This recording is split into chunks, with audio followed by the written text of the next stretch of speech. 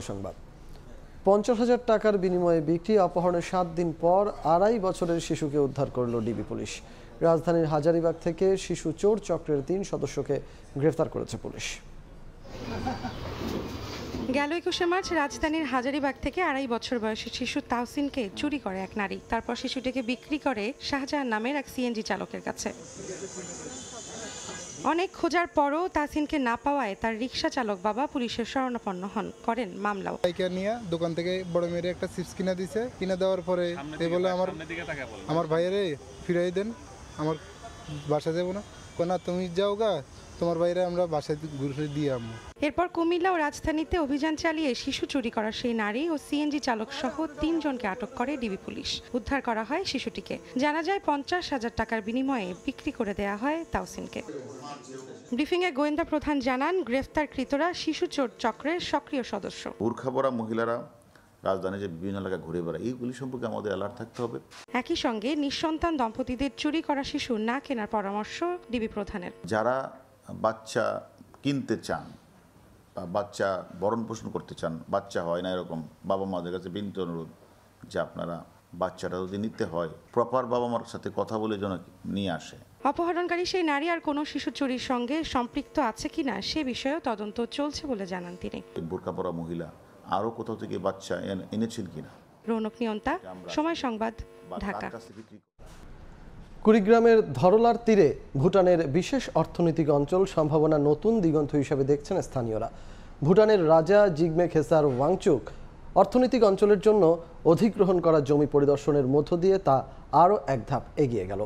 4 দিনের বাংলাদেশ সফর শেষে কুড়িগ্রাম থেকে দেশে ফিরে যান রাজা।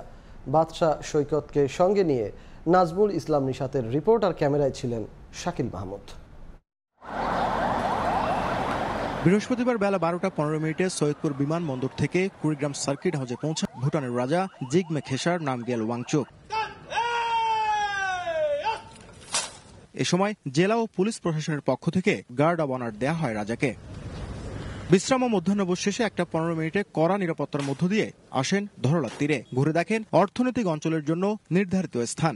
এ সময় তিনি কথা বলেন বেজা ও স্থানীয় প্রশাসনের কর্তা ব্যক্তিদের সাথে। 15 মিনিট সেখানে অবস্থানের পর জিগমে খেসার নামগিয়াল ওয়াংচুক রওনা হন সোনাহাট স্থলবন্দর হয়ে ভুটানের পথে। 4 দিনের সফর শেষে এই পথ দিয়ে চলে গেলেন ভুটানের রাজা।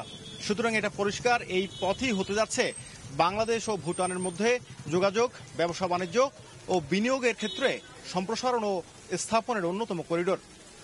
একই সাথে দুই দেশের অর্থনৈতিক কূটনৈতিক সম্পর্ক আরো বেশি সুদৃঢ় হলো। স্থানীয়রা বলছেন ভুটানের বিশেষ অর্থনৈতিক অঞ্চলের মধ্য দিয়ে পিছিয়ে পড়া এই অঞ্চলের অর্থনীতির নতুন দুয়ার উন্মোচিত হবে। ভুটানের যে শিল্প অঞ্চলটি আমাদের দুঃখ ঘোচাবে, আমাদের কর্মদক্ষ মানুষগুলোর কর্মক্ষেত্র তৈরি হবে। অনেক মানুষও আসবে আমাদের দেশ দেখতে। এইভাবেই একটি দেশের যে সমৃদ্ধি হয়, এইটাই আমি মনে করি যে এইটা প্রথম দুয়ার খুললেন। বেজা বলছেন অধিবেষ্টিত অঞ্চল হওয়ায় ভুটানের বিশেষ অর্থনৈতিক অঞ্চলের ব্যাপক বাণিজ্যিক সম্ভাবনা রয়েছে। আর নৌ পরিবহন মন্ত্রী জানালেন অর্থনৈতিক অঞ্চলকে ঘিরে সব ধরনের অবকাঠামো ও আঞ্চলিক যোগাযোগ নিশ্চিত করা হবে। ভুটানের বিনিয়োগকারীরা অতি সহজেই তাদের কাঁচামাল ভুটান থেকে নিয়ে এসে এখানে যে ইন্ডাস্ট্রি যেগুলি স্থাপিত হবে সেখানে তা প্রসেসিং করতে পারবে। এখানে অর্থনৈতিক অঞ্চল সব জায়গায় হচ্ছে এবং বিভিন্ন ধরনের গ্রামীণ উন্নয়নের জন্য অবকাঠামো হচ্ছে, শিক্ষার প্রসার ঘটছে, কারিগরি শিক্ষার প্রসার ঘটছে। তো এগুলো তো হচ্ছে মানুষকে তুলে আনার জন্য। এই বিশেষ অর্থনৈতিক অঞ্চলটি শুধু বাংলাদেশের জন্যই নয়, নেপাল, ভুটান ও ভারতের জন্য বাণিজ্যিক হাব হিসেবে গড়ে উঠবে বলে জানান নৌ পরিবহন প্রতিমন্ত্রী। নাজমুল ইসলাম নিশাত, সময় সংবাদ, কুড়িগ্রাম। বঙ্গবন্ধু শেখ মুজিব মেডিকেল বিশ্ববিদ্যালয়ের নবনিযুক্ত উপাচার্য অধ্যাপক ডাক্তার দীন মোহাম্মদ নুরুল হক বৃহস্পতিবার দুপুর 12:30টার দিকে নতুন উপাচার্য অধ্যাপক ডাক্তার দীন মোহাম্মদ নুরুল হক আসেন বিশ্ববিদ্যালয়ে। সেখানে তাকে ফুলেল শুভেচ্ছা দিয়ে বরণ করে নেন বিশ্ববিদ্যালয়ের ডাক্তার, কর্মকর্তা, কর্মচারীরা। বিশ্ববিদ্যালয়ের 12তম উপাচার্য হিসেবে দায়িত্ব নেওয়া নতুন উপাচার্য দুর্নীতির বিরুদ্ধে জিরো টলারেন্স অবস্থানের কথা জানান।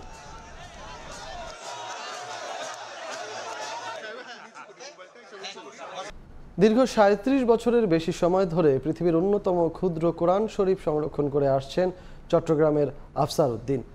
মাদ্রাসায় পড়া অবস্থায় রেললাইনে হাঁটতে গিয়ে রহস্যময় এক বৃদ্ধ মাত্র 1 ইঞ্চি প্রস্থ এবং 1.5 ইঞ্চি দৈর্ঘ্যের এই পবিত্র কোরআন তার হাতে তুলে দিয়েছিলেন বলে দাবি তার। নকশাখচিত একেবারে ক্ষুদ্র আকৃতির রূপোর কৌটা, সেটি আবার বিশেষ লক লাগানো। লক খুলতে বের হয়ে আসলো সোনালী প্রলেপ মোড়ানো পবিত্র কোরআন শরীফ। সাধারণ স্কেল দিয়ে মেপে দেখলে প্রস্থ মাত্র 1 ইঞ্চি, দৈর্ঘ্য 1.5 ইঞ্চি এবং উচ্চতা 1 ইঞ্চিরও কম। সর্বমোট পৃষ্ঠা রয়েছে 600-র বেশি। বিশেষ কাগজে ছাপানো এটি শুধু দেশেই নয়, বিশ্বের অন্যতম ক্ষুদ্র কোরআন শরীফ বলে দাবি।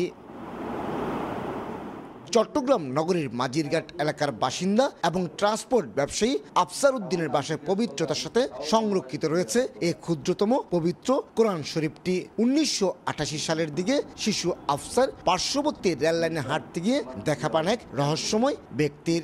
মুগনিও ওসমান গনি নামের ওই ব্যক্তি এই পবিত্র কোরআন শরীফটি তার হাতে তুলে দিয়েছিলেন বলে দাবি আফসারের।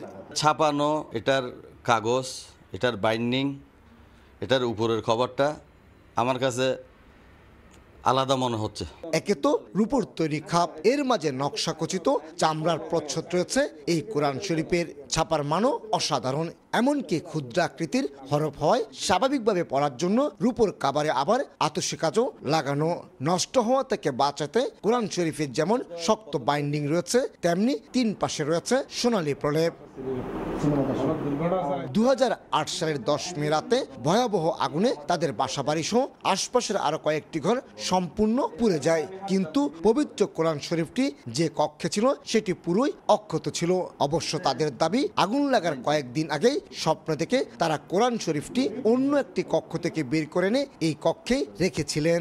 সবকিছু বশীভূত হয়ে যায়, কিন্তু অলৌকিকভাবে আল্লাহর অশেষ রহমত, আল্লাহর পবিত্র কালাম, কুদরতের নিদর্শন, এই জিনিসটা সম্পূর্ণভাবে সংরক্ষিত এবং নিখুঁতভাবে আমরা এটাকে যে অবস্থায় ছিল সেই অবস্থায় পাই। বাংলাদেশেও ক্ষুদ্র আকৃতির কয়েকটি কোরআন শরীফের সন্ধান পাওয়া গেল এটি এখন পর্যন্ত সবচেয়ে ছোট বলে দাবি আফসার নামের এই যুবকের। কমল দে, সময় সংবাদ, চট্টগ্রাম। টিভির প্রতিবেদক মাইনুল হাসানের উপর সন্ত্রাসী হামলার ঘটনায় 3 আসামিকে গ্রেফতার করা হয়েছে।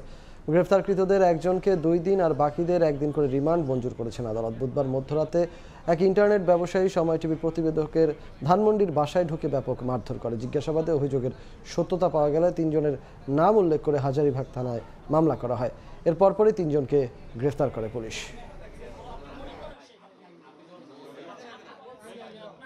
রাজশাহী প্রকৌশল ও প্রযুক্তি বিশ্ববিদ্যালয়ের সাবেক ভিসি রফিকুল ইসলামের ভাই বোন, শ্যালক, গৃহকর্মী সহ স্বজনরা পেয়েছেন নিয়োগ। তারা লিখিত পরীক্ষায় নম্বর কম পাওয়ায় নম্বরপত্রে করা হয়েছিল কাটাকাটি। মৌখিক পরীক্ষায় দেওয়া হয়েছিল সবচেয়ে বেশি নম্বর।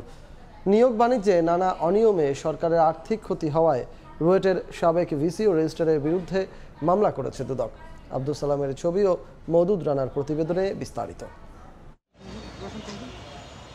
সাবেক ভিসি রফিকুল ইসলাম শেখ, তার শ্যালক, 2 ভাই, চাচাতো বোন, গৃহকর্মী সহ স্বজনদের কর্মকর্তা কর্মচারী হিসেবে রাজশাহী প্রকৌশল ও প্রযুক্তি বিশ্ববিদ্যালয়ে নিয়োগ দিয়েছেন। নিয়োগের লিখিত পরীক্ষায় ভিসির স্বজনরা কম নম্বর পাওয়ায় নম্বরপত্রে করা হয়েছিল কাটাকাটি। আবার মৌখিক পরীক্ষায় বেশি নম্বর দিয়ে নিয়োগ দেয়া হয়।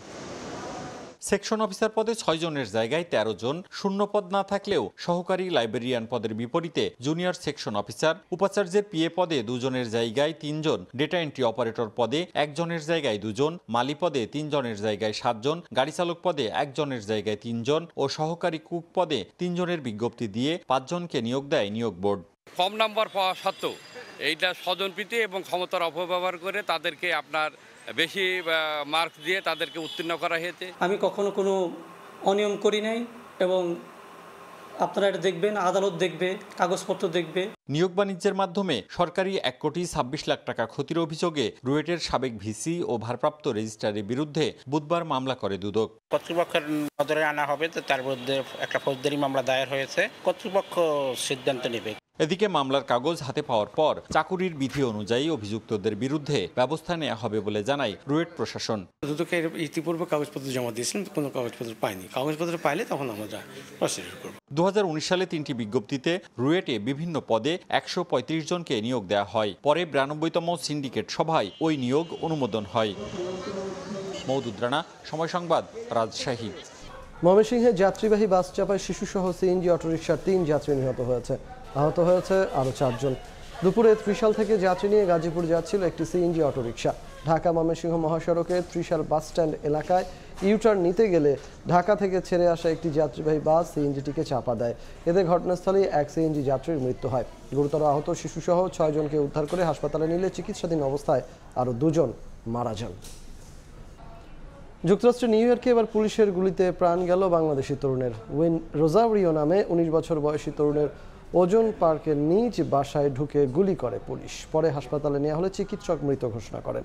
নিহতের বাবার অভিযোগ, তার নিরপরাধ মানসিক ভারসাম্যহীন ছেলেকে হত্যা করেছে পুলিশ। নিউ ইয়র্ক থেকে হাসানুজ্জামান সাকির রিপোর্টে বিস্তারিত। পুলিশে গুলি কইরা মাইরা লাইলো গো। আমার ছেলে তো কোনো উৎপাত করে নাই, কোনো উৎপাত করে নাই। ঘটনাস্থল নিউ ইয়র্কের ওজন পার্ক। 103 স্ট্রিট ও 101 এভিনিউয়ের বাসা থেকে নিজেই 911 নম্বরে কল করেন বাংলাদেশি তরুণ উইন রোজারিও। পুলিশকে জানান তিনি মানসিক ভারসাম্যহীন, নিজের মৃত্যুর মাধ্যমে মানসিক রোগের ইতি টানতে চান। বুধবার দুপুর 1:30টার দিকে ফোন কল পেয়ে ঘটনাস্থলে ছুটে যায় আইন শৃঙ্খলা রক্ষাকারী বাহিনী। পুলিশ জানায় বাড়িতে পৌঁছে উইন রোজারিওকে কাঁচি হাতে দেখতে পান তারা। এই সময় কাঁচি নিয়ে তেড়ে আসলে সরাসরি গুলি চালায় পুলিশ।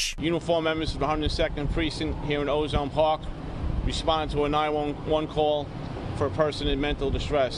যদিও নিহতের মাতা ইভা ডিকস্টা তিনি পুলিশের এই ভাষ্য অস্বীকার করেছেন। নিহতের বাবা ফ্রান্সিস রোজারিও সময় সংবাদকে বলেন, তার ছেলে নিজেই যেহেতু বলেছে সে মানসিক ভারসাম্যহীন, তাহলে তাকে কেন গুলি করে মরতে হলো। এ সময় পুলিশের বিরুদ্ধে হত্যার অভিযোগ করেন তিনি।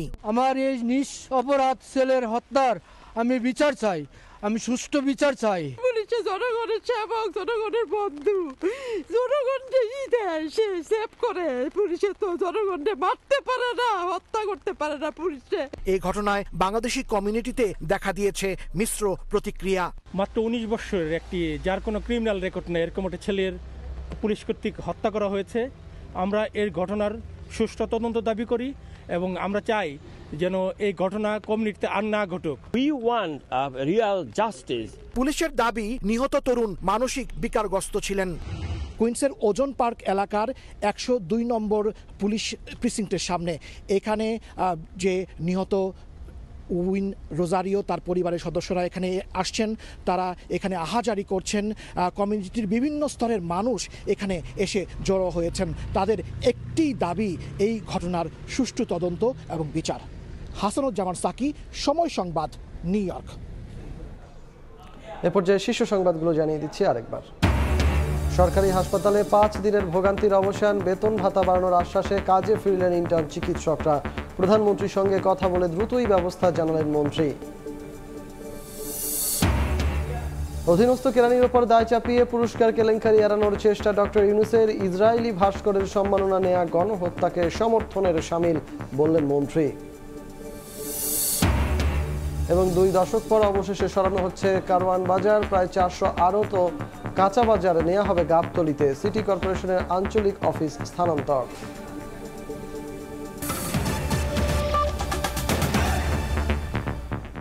এই ছিল সময় সংবাদে। সন্ধ্যার সময় সঙ্গে থাকবেন সহকর্মী গোলাম রাব্বি। রিচার্ড, আপনাকে ধন্যবাদ।